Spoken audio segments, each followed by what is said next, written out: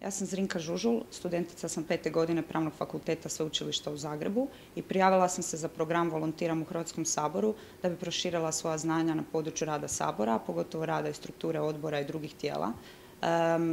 Do sad sam imala prilike u konzultacijama sa svojom mentoricom proučavati i napraviti sažetke raznih prijedloga zakona koji su bili na dnevnom redu u Saboru, između ostalog i izvješće rada Državnog odvjetništva u prošloj godini.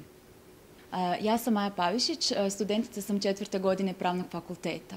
U program sam se prijavila prije svega zbog znatiželje, ali i želje da promijenim shvaćanje koje je u javnosti uglavnom negativno o ovom zakonodavnom tijelu. Rad sa svojom mentoricom smatram iznimno pozitivnim iz razloga jer ne radimo samo na objektivnim analizama, već mi ona omogućuje da kritički izrazim svoje mišljenje i nagrađuje ga pohvalama.